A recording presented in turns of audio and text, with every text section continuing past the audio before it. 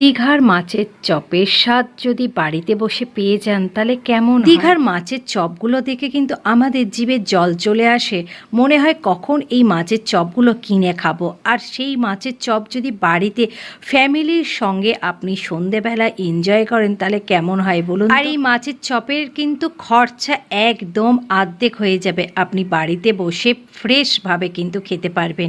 কিভাবে বানিয়েছি আপনাদের সঙ্গে শেয়ার করব। মঞ্জু কিচেনেতে অবশ্যই সবাই থাকবেন, পুরো ভিডিওটা দেখবেন, কেউ কিন্তু স্কিপ করবেন না। আজকের আমি মাছের চপ আপনাদের দেখাবো। নিহেরে মাছের চপ কিভাবে বাড়িতে বসে আপনি বানিয়ে নিতে পারবেন। একদম টেস্ট কিন্তু দ্বিগুণ হয়ে যাবে। আপনি কিন্তু মনেই হবে না আপনি এটা বানিয়েছেন, এত সুন্দর টেস্ট লাগবে আর বাড়িতে সবাই আপনার প্রশংসা করবে। চলুন তাহলে আমার কিচেন রুমে চলে যাই। আমি এখানে নিহেরে মাছ নিয়েছি, একদম ফ্রেশ করে ধুয়ে নিয়েছি। আর মাছের সাইজটা কিন্তু খুব একটা বেশি বড় ছিল না, সেই জন্য আমি এই মাছগুলোকে দু টুকরো করে নিয়েছি। একটু বড় সাইজ থাকলে 3 টুকরো করে নিতেও পারেন। তারপরে আমার এখানে সব টুকরো হয়ে গেছে। এবার আসল হচ্ছে মাছের মশলাটা রেডি করা। এখানে আমি 300 গ্রাম মাছের মধ্যে আমি ধনেপাতা নিয়েছি, যেটা 5 টাকার ধনেপাতা বাজারে পাওয়া যায় অতটা, আর না হলে ধনেপাতা 1 বাটি ধনেপাতা নিয়ে নেবেন। আর 4 থেকে 5 পিস আস্ত রসুন দিয়েছি, আদা রসুনের পেস্ট দিয়েছি 1 চামচ, এখানে লঙ্কার গুঁড়ো দিয়েছি 1 চামচ, ধনে গুঁড়ো আর হলুদ গুঁড়ো 1.5 চামচ দিয়ে দিয়েছি, আর গোলমরিচের গুঁড়ো আমি 1/2 চামচ দিয়েছি। আস্ত জিরেটা ব্যবহার করেছি, আস্ত জিরেটা দিলে আরও সুন্দর হবার জন্য আস্ত জিরে কারে ব্যবহার করেছি। প্রথমেই আমি একদমই জল দিইনি, প্রথমে একটু ঘুরিয়ে নিয়েছি, খুব সুন্দরভাবে আমার এটা মিক্সড হয়েছে। এখানে 1 চামচ আমি টক দই দিয়ে আরেকটু ঘুরিয়ে নিই। পরে দেখুন একদম কত সুন্দর মাখো মাখো মতন হয়ে গেছে। মশলাটা আমি এবারে মাছের মধ্যে সব দিয়ে দেব। আর এর মধ্যে আবারও আমি এখানে 1 চামচ টক দই ব্যবহার করছি। অ্যাকচুয়ালি আমি টক দই কিন্তু 2 চামচ ব্যবহার করেছি। মশলাগুলো দেখলাম খুব ভালো করে পেস্ট হয়নি, সেই জন্য আমি টক দইটা দিয়ে আর একটু পেস্ট করে নিলাম। একদমই কিন্তু পেস্টের সময় জল দেবেনই না, আর টক দইটা কিন্তু জলটা ঝরিয়ে নেবেন। তারপরে আমি স্বাদ অনুযায়ী নুন। এবারে হাতের সাহায্যে মশলাগুলো খুব ভালো করে কিন্তু মাছের মধ্যে মাখিয়ে নিতে হবে। যত ভালো করে মাখাবেন মাছের মধ্যে মশলাগুলো ঢুকবে, ততই কিন্তু খুব ভালো টেস্ট আসবে। আর এই মশলাটা মাখাবার সময় কিন্তু একদমই কি জল তেল কিছুই ব্যবহার করবেন না। তারপরে আমি একটু কালার হবার জন্য আমি এখানে আরও 1 চামচ কাশ্মীরি লঙ্কা ব্যবহার করলাম।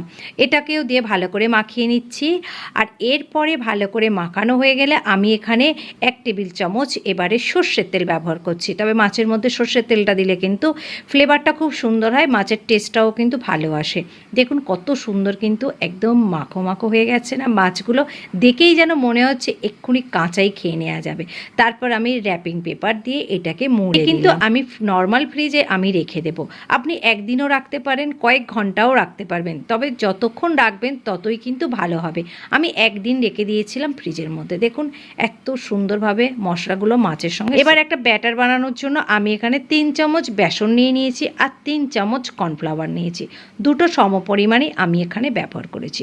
আর রেগুলার মশলাগুলো আমি এর মধ্যে দিয়ে দিলাম, যেমন নুন দিয়েছি, হলুদ গুঁড়ো, ধনে গুঁড়ো, জিরে গুঁড়ো দিয়েছিলাম আর লঙ্কার গুঁড়ো একটু। মাছ ভাজার আধ ঘন্টা আগেই কিন্তু এই ব্যাটারটা রেডি করবেন।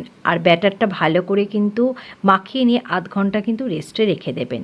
আর এর মধ্যে কিন্তু সামান্য একটু খাবার সোডা ব্যবহার করেছি, একদমই খুবই সামান্য, 1/2 চামচের থেকেও কিন্তু কম সোডা ব্যবহার করেছি, 1 চিমটি বলতে পারেন। অল্প অল্প জল দিয়ে ব্যাটারটা রেডি করবেন, খুব পাতলাও করবেন না আবার খুব ঘনও করবেন না, একদম মিডিয়াম একটা ব্যাটার রেডি। আজকের আমি আপনাদেরকে নিহেরে মাছের চপটা দেখাচ্ছি, কিন্তু আপনারা এটা ছাড়াও কিন্তু যে কোনো মাছ দিয়ে কিন্তু এইভাবে চপটা বানিয়ে খেতে পারেন। মাছের টেস্ট কিন্তু দুর্দান্ত। আমরা দীঘাতে তো কত রকমের মাছের চপ খেয়ে থাকি, আমুদি মাছ আছে, তোপসে মাছ আছে, পমপ্লেট আছে, এইভাবে ওরা মাছের চপ করে দেয়। কিন্তু আপনি বাড়িতে বসে এইভাবেই কিন্তু প্রসেসে যদি বাকি মাছগুলোও কিন্তু আপনি ভেজে খান, টেস্ট কিন্তু দুর্দান্ত আসে। বেসনটাও আমি আধ ঘন্টা রেস্টে রেখেছিলাম। আর এখানে গ্যাসের মধ্যে কড়াতে তেলটা কিন্তু খুব ভালো করে গরম হওয়ার পরেই কিন্তু বেসনের মধ্যে মাছগুলো দিয়ে আর তেলেতে দিয়ে দিতে হবে। প্রথমেই কিন্তু গ্যাসের ফ্লেমটা হাইতে রাখতে হবে। মাছগুলো একবার উল্টে দেবার পরে তারপর হাই আর মিডিয়াম ফ্লেমেতে রেখে কিন্তু মাছটা ভাজতে হবে। একদম মিডিয়াম ফ্লেমে করবেন না, আর লোতে তো একদমই করবেন না, তাহলে দেখবেন মাছগুলো নরম হয়ে গেছে কিন্তু কোনো রকম ক্রিস্পি ভাবটা ভালোভাবে হয়নি। মাছগুলোকে 7 থেকে 8 মিনিট আপনি মাছগুলো এইভাবে ভাজবেন।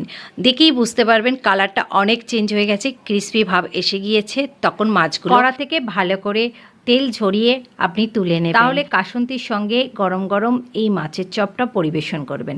দেখবেন খাবার সময় মনে হবে আপনি দীঘা থেকে মাছের চপ খাচ্ছেন। তবে দীঘার মাছের চপের টেস্ট থেকে কিন্তু আপনি বাড়িতে বানালে কিন্তু আরও ভালো টেস্ট আসবে। এটা কিন্তু আমি 100% বলতে পারি। দীঘার মাছের চপের রেসিপিটা আপনাদের কেমন লাগলো সবাই কিন্তু কমেন্ট করে জানাবেন। চটজলদি কিন্তু বাড়িতে বানিয়ে ফেলবেন। রেসিপিটা ভালো লাগলে অবশ্যই কিন্তু লাইক আর শেয়ার করতে ভুলবেন না। আবার আপনাদের কাছে নতুন রেসিপি নিয়ে চলে আসবো নেক্সট ভিডিওয়। সবাই ভালো থাকবেন, সুস্থ থাকবেন, এইভাবে আমার পাশে থেকে আমাকে। আজ এখানেই তাহলে ভিডিওটা শেষ করলাম। আল্লাহ হাফেজ।